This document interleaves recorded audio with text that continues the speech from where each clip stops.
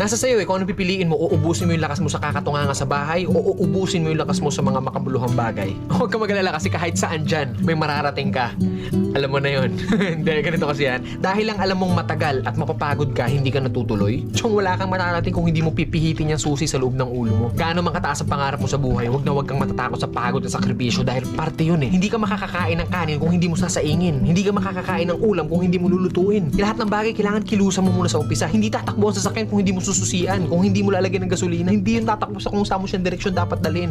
Kailangan kumilos ka. Kailangan ng lakas mo para marating mo kung ano yung gusto mong marating sa buhay. Kasi kung hihiga ka lang dyan, wala mangyayari talaga sa'yo. Hindi po pwede na inaasal natin lahat sa Diyos na parang nasa Diyos, Diyos. Lagi kong idadasal sa Diyos. Hindi po pwede yun. Sabi nga nila, di ba, nasa Diyos ang awa, nasa tao ang gawa. So depende yan sa'yo kung ano yung gusto mong kilos. Sabi nga, work smart, not hard. Hard work nga yung ginagawa mo, pero sablay naman yung mga diskarte mo. Wala rin mangyayari, di ba? Smart move yung ginagawa mo, pero swabe lahat. Kailangan mo lang talaga gamitan ng tamang isip at tamang puso sa lahat ng bagay. Ang pangarap, parang nagtatanim ng puno. Malaki pangarap mo, malaking puno yung kailangan mong itanim. Hindi naman pwede maghukay ka ng mababaw lang. Hindi naman pwedeng konting tubig lang yung ididilig mo dyan. Kung gusto mo ng malaking puno, malaking trabaho ang kapalit nun. At nasa sayo yun. Then pag nagbunga na yun, hindi po pwede na hayaan